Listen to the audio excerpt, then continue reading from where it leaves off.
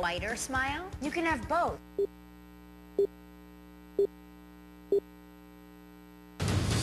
This is an ABC News special report. Now reporting, George Stephanopoulos. Good afternoon. We're coming on the air because President Obama is about to announce how he plans to end America's longest war. Almost 13 years after the September 11th attacks that sparked America's military effort in Afghanistan, there are still more than 32,000 U.S. troops in that country, down from a peak of 100,000 troops in 2010. The president expected to lay out a plan that will bring that number below 10,000 next year, eliminate all U.S. combat troops by the time he's set to leave office in 2016. This announcement comes after the president's surprise visit to Afghanistan this weekend, where he marked Memorial Day with U.S. troops at Bagram Air Force Base. He thanked the troops for their service, saying the American people stand in awe of you. It has been an extensive and exhausting effort. Just look at the numbers. More than 800,000 U.S. service members have served in Afghanistan, more than 2,000 killed, almost 20,000 wounded. ABC's Global Affairs anchor Martha Radatz has been to Afghanistan dozens of times. She's been working at her sources at the Pentagon today. And Martha, the announcement from the president is pretty much in line with what military commanders have wanted. It is, George. They wanted about 10 to 12,000 U.S. troops remaining. They get 9,800 in different areas of Afghanistan, so it's about 200 shy of what they wanted, and they're hopeful that NATO will fill in the extra couple of thousand in the coming months. But this will be a very, very rapid drawdown in the next year. This summer, I think you'll see the bulk of those 3,200 coming out by the end of the year, down to that 9,800 number of U.S. troops there, and hopefully some NATO troops will join as well. This plan is also contingent on the U.S. signing security agreement with the government of Afghanistan. The current president, Hamid Karzai, has resisted that, but both candidates in the current election have said they will sign the agreement. Here comes the president now.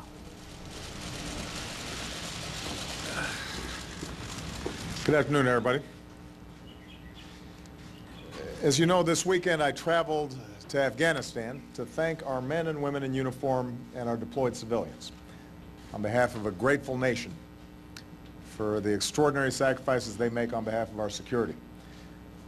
I was also able to meet with our commanding general and ambassador to review the progress that we've made.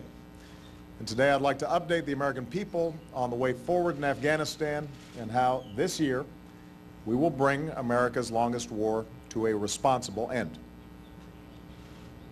The United States did not seek this fight. We went into Afghanistan out of necessity after our nation was attacked by Al-Qaeda on September 11th, 2001. We went to war against Al-Qaeda and its extremist allies with the strong support of the American people and their representatives in Congress, with the international community and our NATO allies, and with the Afghan people, who welcomed the opportunity of a life free from the dark tyranny of extremism.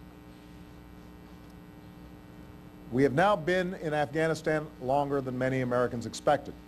But make no mistake, thanks to the skill and sacrifice of our troops, diplomats, and intelligence professionals, we have struck significant blows against Al-Qaeda's leadership.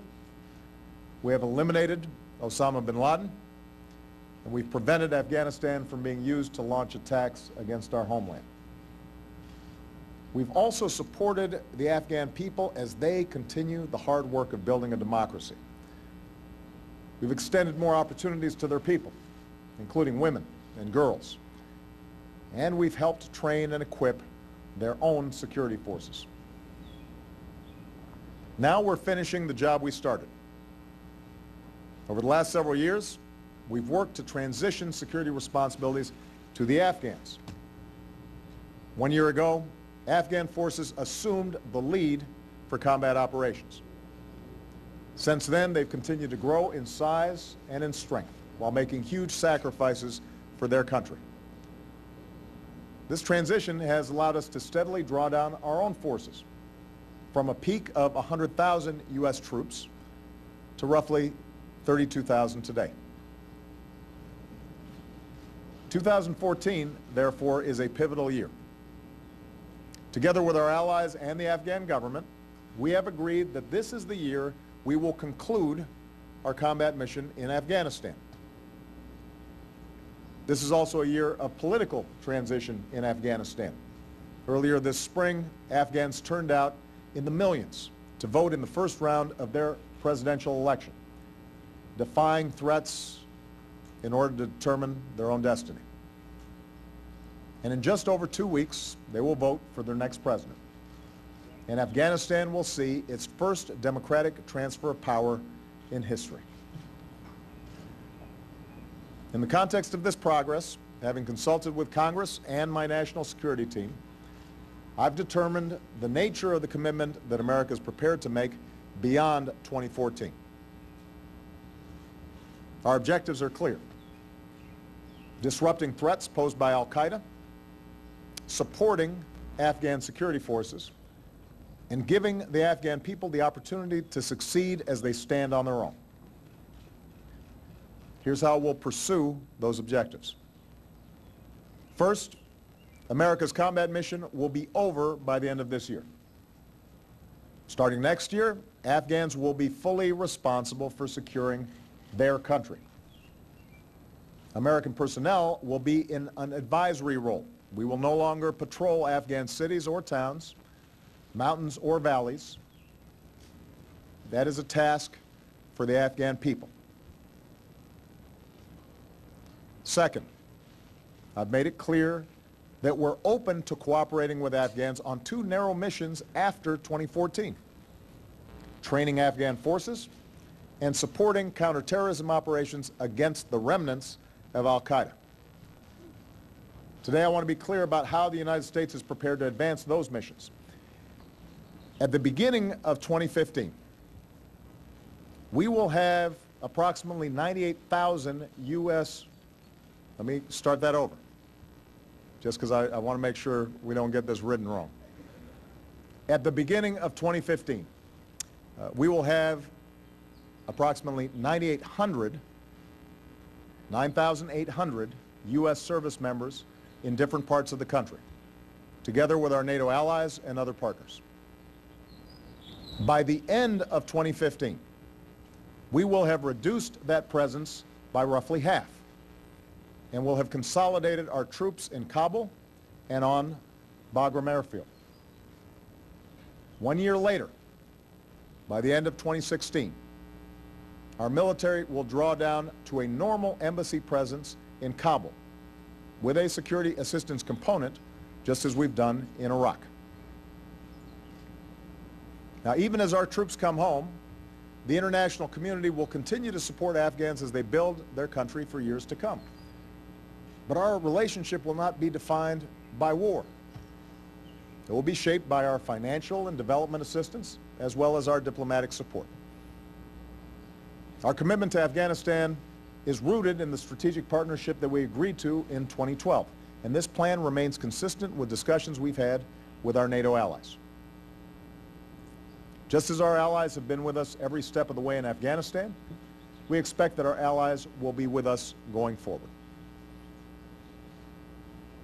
Third, we will only sustain this military presence after 2014 if the Afghan government signs the bilateral security agreement that our two governments have already negotiated. This agreement is essential to give our troops the authorities they need to fulfill their mission while respecting Afghan sovereignty. The two final Afghan candidates in the runoff election for president have each indicated that they would sign this agreement promptly after taking office. So I'm hopeful that we can get this done. The bottom line is, it's time to turn the page on more than a decade in which so much of our foreign policy was focused on the wars in Afghanistan and Iraq. When I took office, we had nearly 180,000 troops in harm's way. By the end of this year, we will have less than 10,000. In addition to bringing our troops home, this new chapter in American foreign policy will allow us to redirect some of the resources saved by ending these wars to respond more nimbly to the changing threat of terrorism, while addressing a broader set of priorities around the globe. I think Americans have learned that it's harder to end wars than it is to begin them. Yet this is how wars end in the 21st century. Not through signing ceremonies, but through decisive blows against our adversaries, transitions to elected governments, security forces who are trained to take the lead, and ultimately full responsibility.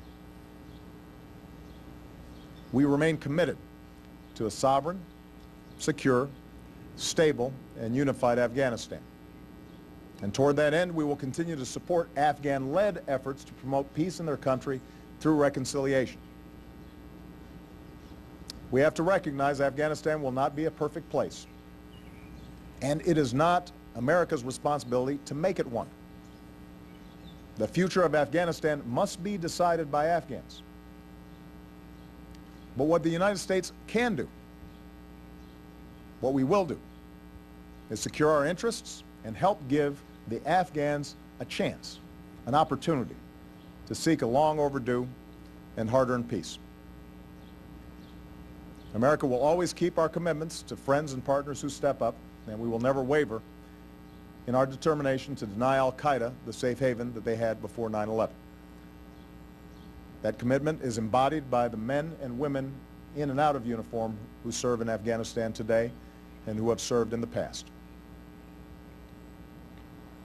In their eyes, I see the character that sustains American security and our leadership abroad. These are mostly young people who did not hesitate to volunteer in a time of war. And as many of them begin to transition to civilian life, we will keep the promise we make to them and to all veterans and make sure they get the care and benefits that they have earned and deserve. This 9/11 generation is part of an unbroken line of heroes who give up the comfort of the familiar to serve a half a world away, to protect their families and communities back home, and to give people they never thought they'd meet the chance to live a better life. It is an extraordinary sacrifice for them and for their families. But we shouldn't be surprised that they're willing to make it. That's who we are as Americans. That's what we do. Tomorrow I'll travel to West Point and speak to America's newest class of military officers to discuss how Afghanistan fits into our broader strategy going forward. And I'm confident that if we carry out this approach, we can not only responsibly end our war in Afghanistan and achieve the objectives that took us to war in the first place, we'll also be able to begin a new chapter in the story of American leadership around the world. Thanks very much. President Obama in the Rose Garden announcing how America will end its war in Afghanistan.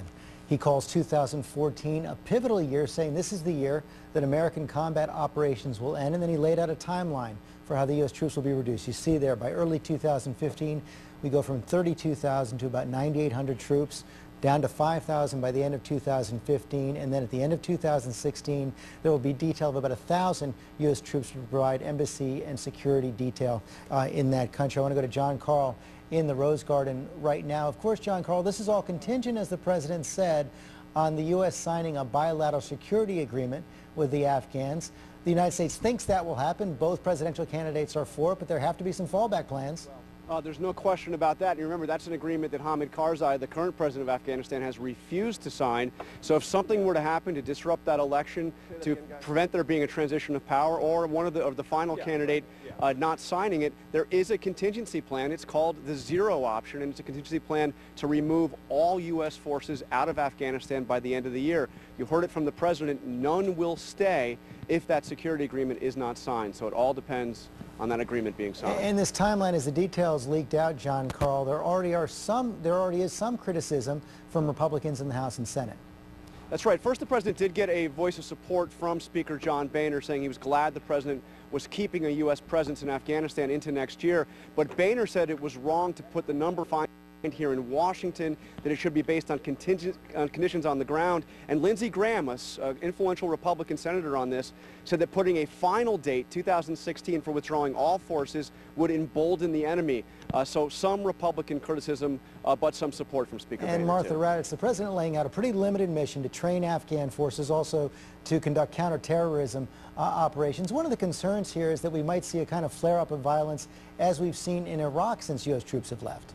Well, but we have to remember there are no U.S. troops in Iraq, and that was one of the problems there. They never got that bilateral security agreement, so all U.S. forces left. We certainly have an embassy presence and some troops within that embassy, but they've had an absolute flare-up of Iraq. I was in Iraq. I was there several months ago. There were bombings, suicide bombings all the time. There is concern in Afghanistan, but that's why the military is pleased that they will have a substantial presence. Okay, thank you both very much. Much more tonight on World News with Diane Sawyer. You can get details anytime on abcnews.com. I'm George Stephanopoulos in New York.